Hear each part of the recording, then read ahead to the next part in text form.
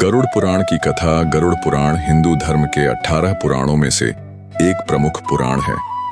इसे भगवान विष्णु और उनके वाहन गरुड़ के संवाद के रूप में प्रस्तुत किया गया है। इसमें मृत्यु, आत्मा, कर्म, धर्म और मोक्ष के गूढ़ रहस्यों का वर्णन किया गया है। ऐसा कहा जाता है कि जो व्यक्ति इसे सुनता या पढ़ता है उसे जीवन और मृत्यु के चक्र से मुक्ति मिल सकती है। अब मैं आपको पुराण की कथा सरल भाषा में सुनाता हूं। एक समय की बात है, गरुड़ जी ने भगवान विष्णु से प्रश्न किया, हे प्रभु, यह जीवन मरण का चक्र क्या है? मृत्यु के बाद आत्मा का क्या होता है और जीवों को किस प्रकार के कर्मों का फल मिलता है? भगवान विष्णु ने मुस्कुराते हुए कहा, हे गरुड़, तुम्हारे प्रश्न गहरे हैं और इनका उत्तर धर्म और सत्य के मार्ग को समझाने में सहायक होगा। मृत्यु कोई अंत नहीं है, बल्कि आत्मा की एक यात्रा का पड़ाव है। जीवात्मा अजर और अमर है, लेकिन शरीर नश्वर है। जब किसी व्यक्ति की मृत्यु होती है तो आत्मा अपने कर्मों के अनुसार अगले जन्म की ओर बढ़ती है। भगवान विष्णु ने समझाया, मृत्यु के समय यमदूत आत्मा को लेकर जाते हैं। अगर व्यक्ति ने जीवन में पुण्य कर्म किए हैं तो उसे स्वर्ग की ओर ले जाया जाता है, जहां उसे दिव्य सुख प्राप्त होते हैं। लेकिन यदि उसने पाप कर्म किए हैं तो उसे नरक में कष्ट सहने पड़ते हैं।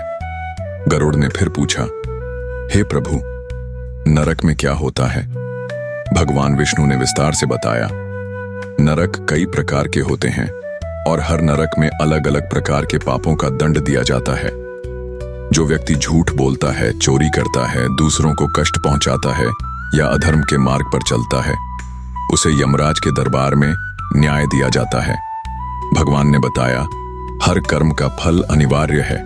यदि कोई व्यक्ति जीवन में सत्कर्म करता है, सत्य बोलता है, दान देता है, जरूरतमंदों की सहायता करता है, माता पिता और गुरु की सेवा करता है, तो वह पुण्य अर्जित करता है।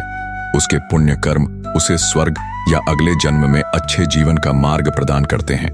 लेकिन यदि कोई व्यक्ति पाप कर्म करता है, हिंसा करता है, दूसरों के अधिकार छीनता है, अहंकार करता है, तो उसे दंड भुगतना पड़ता है। गरुड़ ने पूछा, प्रभु, आत्मा को मोक्ष कैसे प्राप्त होता है? भगवान विष्णु ने कहा, मोक्ष का अर्थ है जन्म और मृत्यु के चक्र से मुक्ति। आत्मा तब मोक्ष प्राप्त करती है जब व्यक्ति ईश्वर की भक्ति में लीन हो जाता है, अपने सभी कर्म निष्काम भाव से करता है और सत्य, अहिंसा तथा प्रेम के मार्ग पर चलता है। गरुड़ पुराण में यह भी बताया गया है कि मृत्यु के बाद आत्मा की शांति के लिए श्राद्ध और तर्पण करना आवश्यक है। भगवान विष्णु ने गरुड़ को बताया, यदि परिवार के सदस्य मृत्यु के बाद विधि पूर्वक श्राद्ध करते हैं तो आत्मा को शांति मिलती है और वह अपने अगले गंतव्य की ओर सहजता से बढ़ती है। भगवान विष्णु ने अंत में गरुड़ को यह सीख दी, जीवन अनमोल है, इसे सच्चाई, धर्म और करुणा के मार्ग पर चलकर बिताना चाहिए। जो व्यक्ति धर्म के मार्ग पर चलता है उसे जीवन में कभी भय नहीं होता। गरुड़ ने यह कथा सुनकर भगवान विष्णु को प्रणाम किया और वचन दिया कि वह इस ज्ञान को संसार में फैलाएंगे। इस प्रकार गरुड़ पुराण की यह कथा हमें सिखाती है कि जीवन में अच्छे कर्म करना, सत्य और धर्म के मार्ग पर चलना और मृत्यु के रहस्यों को समझना कितना महत्वपूर्ण है।